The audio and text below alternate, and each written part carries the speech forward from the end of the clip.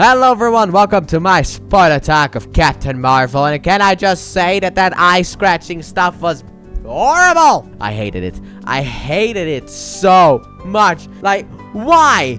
He got his eye scratched out by a cat. Oh, the anger I feel from that alone. That's part one. Like, that is why this movie already dropped itself down to a 7 out of 10 as the highest score that it could get. And then everything else kind of just dropped it down below. But let's just go through the movie like bit by bit about what I wrote down here.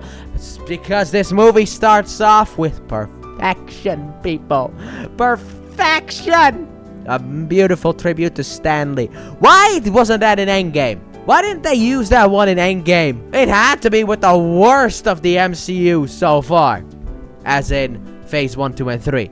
This is the worst thing in all of them. But then we have She-Hulk and Secret Invasion, so yeah.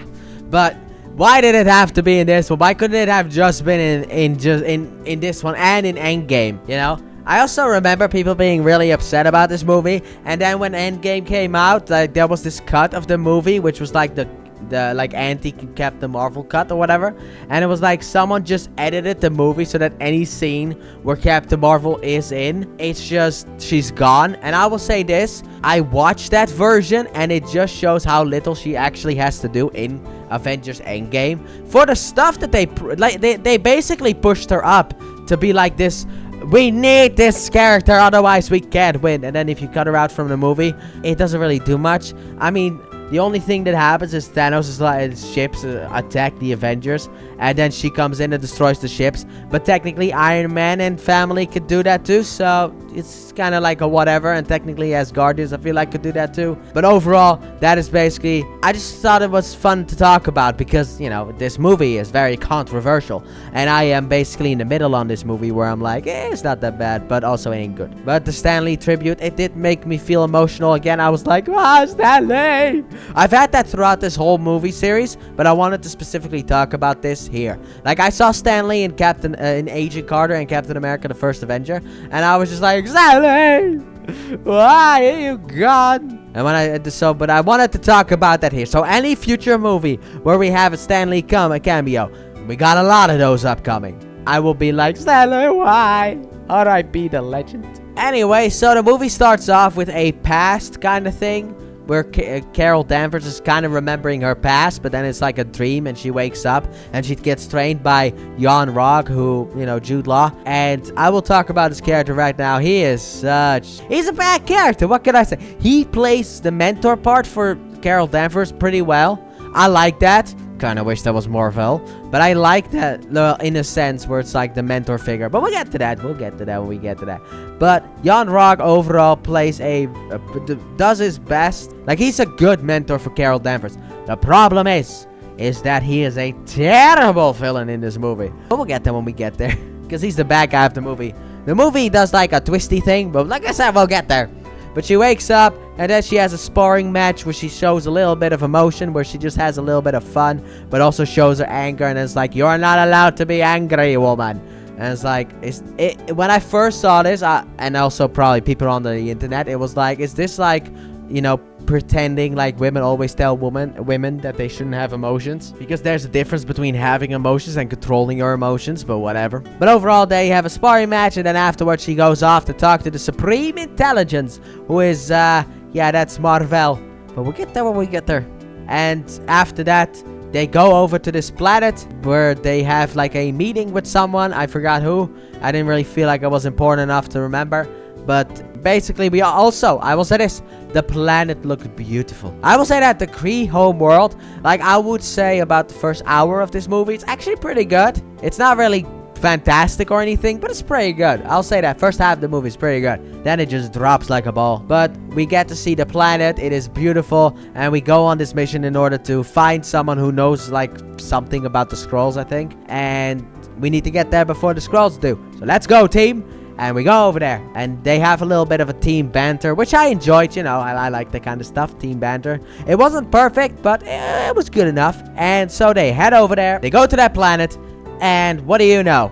The scrolls are already there, disguising themselves as the people of over there. And that's all because of the fact that there was one guy. Like, one guy went up to Minerva and just tried to kill her, which I found really funny. Because it's like, if that guy just didn't do that, the scrolls would have had the upper hand on Kree. But because of the fact that that one guy was just not smart at all, just basically jumped the gun. Because she's like you got Minerva, who's basically, basically the sniper. She's like scoping the whole place out while everyone is in there, so she can take some sniper shots if need be.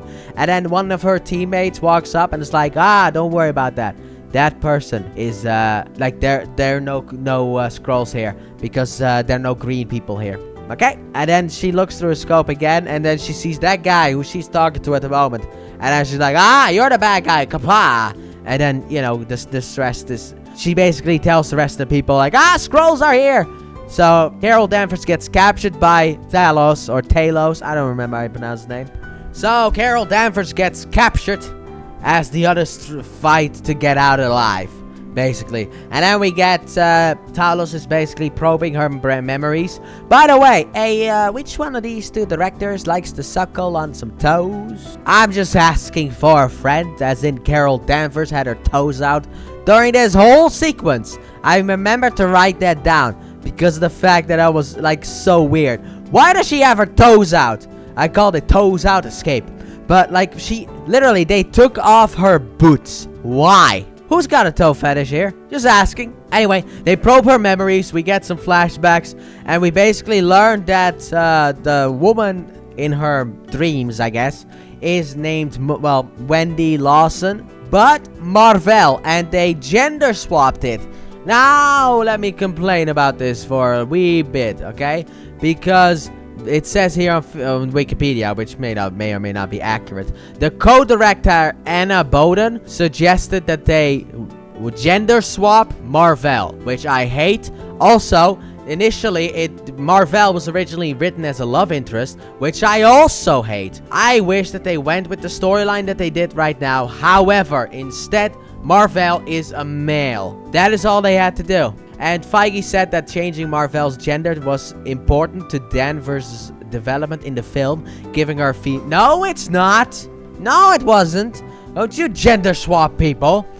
But yeah, I just wanted this a mini rant. Another point off this movie. You gender swap characters, you lose a point. Simple as that. So, eventually, Carol figures out that they're probing her brain, which, to be honest, is probably the best place for aliens to probe you. And so she escapes, but she's got these, like, things around her hands, which she just uses to punch people with.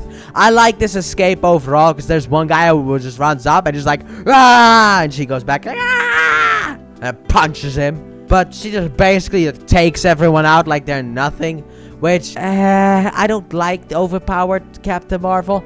I'm just gonna say that. I don't really like it. It makes it feel a bit boring. I enjoyed it overall because they kind of like, she has certain issues with some things. But eventually she gets the things off and blasts people, and then later on grabs her boots and it's like, why were your feet out? And after that she goes into an escape pod, which I like. There are two people who go into escape pods, and then she, like, punches one of them out of the space pod and then just uses it to make her escape. But she escapes over to planet Earth, where she's from, because, well, I feel like I forgot to say this. She has memory loss, and basically this movie is us trying to figure out who she is with her. I like that we do that, but then, like, at a certain point, they're just like, here's everything, and it's like, I kind of didn't really feel like we were gaining stuff. I mean, we're kind of gaining stuff, with Project Pegasus and stuff like that. But it didn't really feel like we were gaining a lot. And then they just were like, yeah, here's everything. The people you like are the bad guys. Bye. So she escapes to Blockbuster. And that's how you know it's 1995. That was also the year that I was born. This movie takes place, I think, in June. Well, I was born in December, so not that far off. But Blockbuster, yeah, that's a store that is never gonna go out of business. And then she goes up to a cop car and asks about, like, communications, and he points her to a payphone. And I'm gonna say this, most of you people don't know what a payphone is. I don't think I've ever used one, but I know what it is. Because I grew up in a time where in movies and TV series that was still used, but payphones were basically outdated. So I know what it is, but I don't think I've ever used one. But yeah, she has to use a payphone. And the fact that a payphone can communicate with, like, aliens is kind of weird. I mean, it is because of her suit.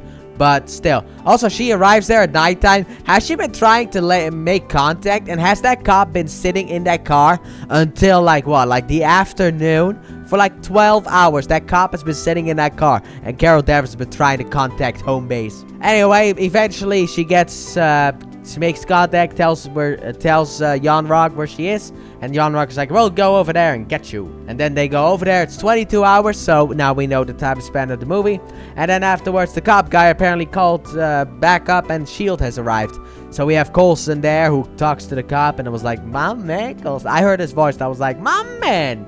And then we have Samuel Jackson talking to Carol Danvers, and she's basically being herself. I always like this kind of misunderstanding, you know, when aliens come to Earth, and it's just like, oh, hey, are you part of the national police of the Milky Way? It's like, what are you talking about? I like that kind of stuff. But eventually a Skrull, because the Skrulls are here too, and they have now transformed into server people. But a Skrull attacks them, and then Carol goes after the Skrull. Phil Coulson and Nick Fury go into a car and chase after them. And then later on in that car chase, Phil Coulson calls Nick Fury and says, hey, you left me behind. I was checking the store and you kind of left me behind. Turns out that the Phil Coulson that is in the car is a Kree. No, Skrull. Sorry, not Kree. But Captain Marvel goes after her, and I like this bit with the train where she just punches an old woman because she remembered seeing that old woman outside of the train. So when she's in the train, sees the old woman, she just punches the old woman and then has a big fight. I also like the one guy holding Captain Marvel back, or Carol back, because of the fact that it's like, hey, don't you start punching old people. I mean, hey, he is a great man because he's standing up for the old ladies. But she is assaulting Mima, and then Mima escapes up. And then, basically, the Skrull tries to grab a part of the train that is electrified in order for the train to move. So it just gets shocked back.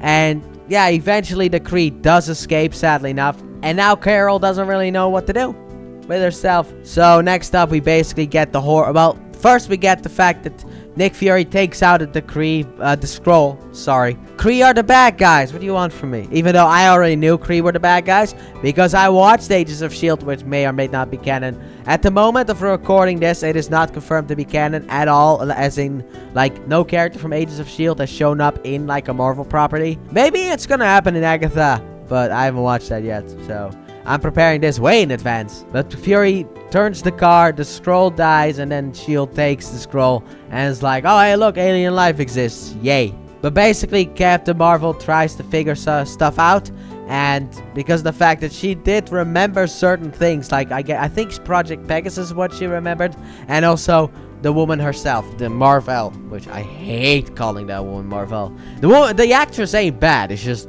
you're not Marvel. You're not supposed to be Marvel. Gender swapping. I hate it. At least Carol Danvers is a character that, like, kind of like Scott Lang, took up the mantle of like the previous superhero. So we have a base there. But unlike Ant-Man, where he actually took the mantle from Hank Pym, this one, But anyway, she goes over she's looking at a map, and then you get this biker coming up to her, and it's like, dude, really? Like, do men act like that in real life? Because I've never seen a man act like that in my life. I've never seen that happen before. I'm a guy. I haven't ever seen that. Those are the kind of jokes that you make in the locker room, you know, in that sense. But it's not like what I've ever heard anyone actually yell to a woman. What's wrong with you Americans? Anyway, she's like, hey, but yeah, the biker's like, hey, you should smile more. And there's a deleted scene of this movie where that goes on and on. Here, it's kind of like a short scene, and it's like, okay, whatever. This is what I meant with the cartoonish stuff, where they do it. The other one is like the cockpit stuff. Because every male figure that she's ever had has told her that she's garbage. That's why if Marvel was a man, he could have been the one outlier who was, no, I believe in you, in that sense. But she looks at the map, she goes over to the, I don't even know where she's going. But she ends up at this bar, and apparently Nick Fury is also at this bar. I don't know how he found her. Whatever. They talk. they explain why, you know, and like, how do I know that you're not a scroll? Tell me, like, your deepest, darkest secret. And he's like, I can't eat toast if it's cut diagonally. And I'm like, that's a lie. You did that in Age of Ultron. You did that in Age of Ultron. Why are you lying to me? But then it's like, you know, Captain Marvel's turn, and she just blasts something, and it's like, how is that explaining anything? She's like, oh, scrolls can't do that. It's like, but how am I supposed to know? Technically, she could have lied. She could have been a scroll, lied to Nick Fury, and he wouldn't have been any the wiser. Because, like, how would he actually know? So Fury believes her, and then now they need to find Project Pegasus. So we get into the car, and we head over to the SHIELD base, and on the speaker, it's like Nicholas Joseph Fury. And she's like, that's your name. 3 names. He's like, yeah, it doesn't matter. Everyone calls me Fury. What do you call your mom? Fury. No, wait, what does your mother call you? Fury. What do you call her? Fury. What does anyone call you? Fury. And this is a setup for later on for Fury to understand that, yeah, something ain't right. So they go inside, but they get put into this room, and, well, that might not. So now they need to escape this room in order to find Project Pegasus. So Nick Fury, because the dude held his badge, Nick Fury uses like a piece of tape, gets the fingerprint in order to open the door, and then when he wants to get to the second door, Carol just blasts it, and he's like, you couldn't understand this entire time. You watched me fumble around with a piece of tape. She's like, I didn't want to steal your spotlight. I like that line. I will say that. I like that line. However, apparently Nick Fury has also informed S.H.I.E.L.D. of their location and what they're doing, so he's not fully on their side. So, while Carol is searching through stuff, Fury's gonna leaves, and he meets up with the rest of S.H.I.E.L.D. And then the boss guy, the one that Talos pretends to be, he's like, good job, Nick. It's like, Nick. Nobody calls me Nick. Everybody calls me Fury. So he knows that something is up, so he tries to get Carol Danvers in order to be able to escape. And they eventually escape, which also, by the way, Fierce is a dumb name. I will say that.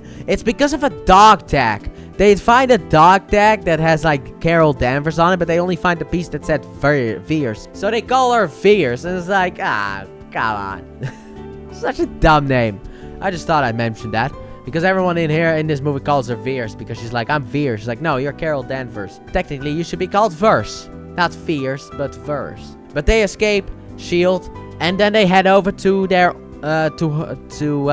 Captain Marvel's old best friend.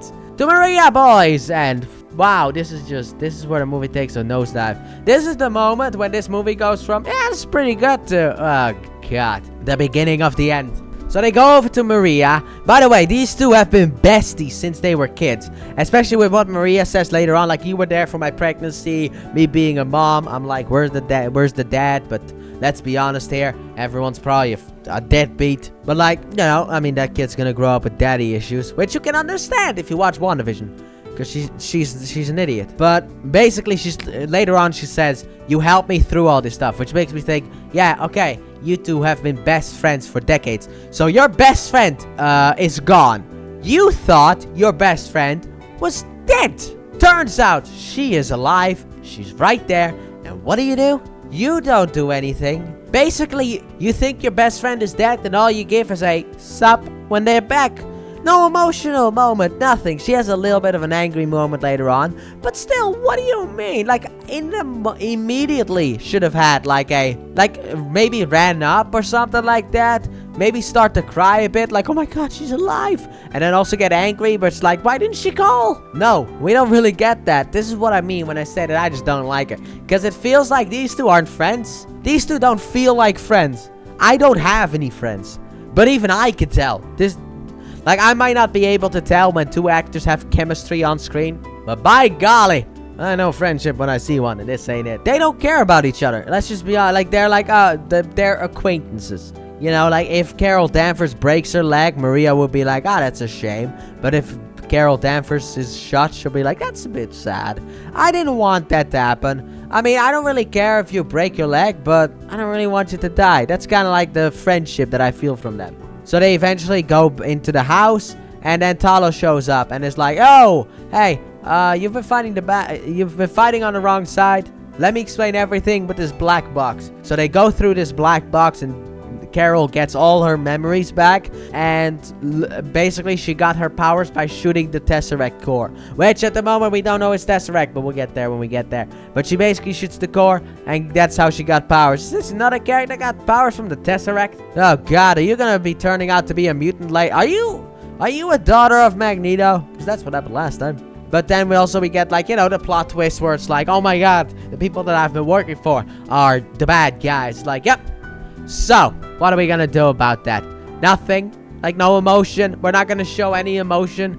She shows a little bit of emotion, but I feel like the scene could have hit really hard. Because this is basically, your whole world is imploding in on itself. And you're just like, ah, damn shame. You're basically saying damn shame about the fact that your whole world gets turned upside down. You could have been angry. You could have been sad. You could have been angry with tears in your eyes. Something like that. You know? Women aren't allowed to show emotion.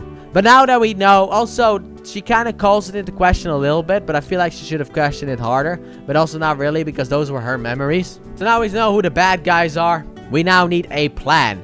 So we have one scroll, just because Carol's team is coming to rescue her. So we need a distraction. So one scroll stays behind and pretends to be Carol in order to be able to, you know, like, distract everyone, while the others get on a spaceship and find the power source, as they call it. So we have the scene in the cabin, and she's answering the questions really well until the dude is like, all right, whose blood is in your body? And it's like, and then he shoots her. It's like, oh, hey, you're a scroll. So yeah, but the location that Talos was searching for is actually in space. So the gang heads off to space in order to find the Tesseract. Now, what do they find? They find, like, little scroll, like the other scrolls, which was actually nice, you know. I mean, the fact that the scrolls are misunderstood is gonna make it very difficult to take a secret invasion storyline, if they ever do it, very seriously. They gotta be very clever about that show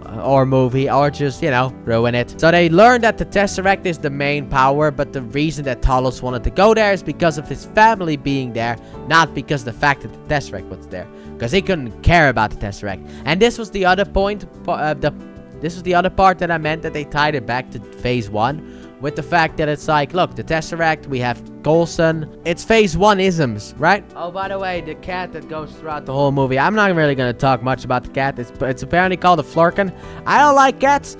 Evil creatures is what they are. Evil creatures. They're waiting for their owners to die so that they can eat them. I'm convinced of that. But I don't like cats. And to be honest, this is all for the cat ladies. Hey, if you enjoyed the cat in the movie, that's fine. I didn't really enjoy that. However, at least there's only one. It's not like there's a whole movie of them. I don't like the sequel. But eventually the bad guys make it over there as well. They capture Carol and then have her be interrogated by the Supreme Intelligence in that sense. And then Carol fights back and basically, as also in interviews, kind of feels like she's been called Superman without a weakness, which you kind of feel like she feels like the villain in this movie, because the fact when she undoes everything, she doesn't really have much trouble learning to control her full power, because she always throughout this whole movie was dampened, but now she has her full power, and it's not really all that good, is it? Because oh boy, heroes usually struggle trying to get their powers under control. She doesn't really feel like she struggles, and even if she struggles, she takes out a couple of guys. But she breaks free, and because of the fact that she's trying to break free, all the electricity kind of goes haywire, and the cuffs get released. And I like how it was like, hey, Flurkin, risk high, human male, threat low to none. And I was like, okay, so if he was gonna scan the human female, it was gonna be none to none. But then you have them fighting back and actually beating the Kree, and it's like, so you thought the threat was low to none, huh? I found that funny. But when Goose has the superpower of just like having this mouth that opens up and tentacles popping out. So someone is like, my guess is that the male director likes toes and the female director likes tentacles. Did I get that correctly? Did I guess correct? But anyway, we get basically Superman Carol Danvers is what I call her here, but then without weaknesses. And she basically takes on everyone. I mean, she has some issues. It doesn't go perfectly, so she doesn't have that full villain thing. But still, it's kind of like, yeah. She also is way more powerful than any villain in this movie. Because usually, when we have the final fight, it's still like the hero still needs to overcome the main bad guy. And basically wins through either help from other people. But here, she's just like taking everyone down. And I don't know, I felt like she was too powerful to make this fight scene interesting. And no, I'm not gonna complain about just the girl playing. I didn't really care. But it didn't feel interesting. The final fight didn't really feel interesting because the fact that she is so powerful. It kind of made it went from interesting to like, ooh, how's the hero gonna get out of this? To like, just beat him already. Come on, hurry up. We all know you can do it. So they basically take everyone down and escape because of the whole scroll being able to shapeshift thing. And the bad guys are pathetic. And, sorry, that was something I'd written down. But the good guys and the scrolls, they get on a ship and they leave. And then 2 ships follow them. Minerva and, who was the other one? Oh, right, yeah, Jude Law. He follows them as well, but has Captain Marvel on his tail. So she goes, basically tries to attack him, but he shakes her off. And then she's falling to the ground. And I would have kind of liked it if she tried to use her power to fly, but it didn't really work. But no, she's falling to the ground, closes her eyes, and then has a little smirk on her face. And then we cut to the next scene. And then it turns out she was able to fly. It's like, I would have liked to see the struggle there, my friends. I would have liked that. Whatever. So she takes care of the bad guys. No, cut that out. So we have this aerial battle kind of thing going on. And then, you know, the heroes win, the bad guys lose. And then we have and also during this part, we have the fact that Goose scratches out Nick Fury's eye. And I'm just like, this is how it happens? I hate this movie. That was actually the main part where I was like, this movie is god-awful. It's not, but ain't good. But it's not god-awful. But this was the point where I was like, oh, I want to say so many bad words right now, but I can't do it. But anyway, we have a final fight. You know, everything basically gets taken care of. And then Jan Rock is like, all right, fight me without your powers. Do what I taught you. Then she blasts him. And it's like, it is a funny scene, but you're also making a joke out of the main bad guy of the movie. So your final fight wasn't really that interesting. And the most interesting part was the flying ship, like trying to escape. That was the most interesting part in that final fight. So outside of that, the final fight for me was very boring. Anyway, we won. We beat the bad guys, but Carol Danvers sends John Rock back to the Kree. And basically with a message, I'm coming for you. The problem is, we are not gonna join her. But that is a different problem for a different day. And then after that, we have a celebration. And yeah, that's basically the end of the movie. And then we have the mid-credits scene where we have... Also, we have the promise of Captain Marvel saying, like, I'll help you guys find a new planet. Which sets up Secret Invasion's garbage. Which, you know, I made a promise to a child about the fact that I'm gonna give him a new planet. Now that child wants to destroy the world. Now that he's an adult. It's like, dude, come on. Hey, at least, you know, this movie ain't that bad. And then we in the mid-credit scene, we basically have the Avengers, you know, after Thanos thing. Very much in trouble. And they have the beacon from Nick Fury. And Captain Marvel arrives and is like, where's Fury? And in the second one, we have Goose who spits up the Tesseract, which Goose swallowed earlier on. But that's basically the movie. Like I said, I didn't really care much for this movie. I don't think it's as bad as people make it out to be. I also think maybe time has made this movie better. And it's not in that, like, X-Men Origins Wolverine way or, you know, where it was cheesy, but the cheese can now be counted as fun. No.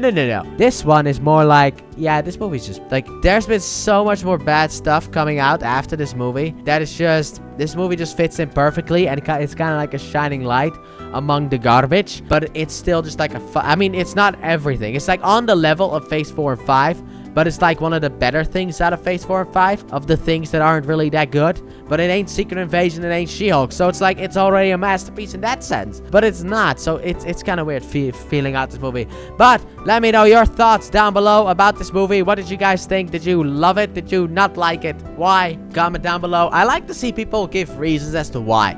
Because I know you could just say down below being like, I didn't like it. Well, you just heard me talk for about half an hour about why I didn't like this movie. and I gave my reasons for why I don't like it. I mean, I hated the best friend because there was no friendship between the two of them. Nick Fury having his eye scratched out is god-awful. And also, you know, the final fight being... Oh, by the way, the Tesseract being in space is also kind of weird continuity-wise. I'm just gonna say that right now. The continuity kind of feels a bit iffy. We have to kind of bend some rules in order to let that slide.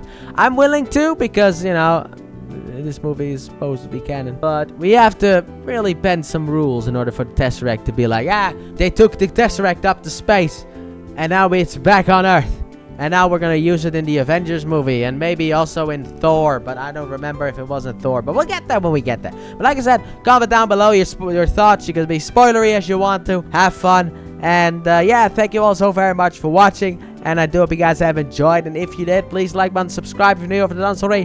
Turn on notifications. And don't forget to check out the Let's Play channel. Link in the description and at the end of the video. If you like some Marvel stuff, you can check that one out. I've done a couple of Marvel games here and there. Some Spider-Man games, Avengers. I've been around the bend. And I might even do some more in the future. But with that being said, I do hope you guys have enjoyed. And I'll see you guys next week for my review of Iron Man and spoiler talk. Bye!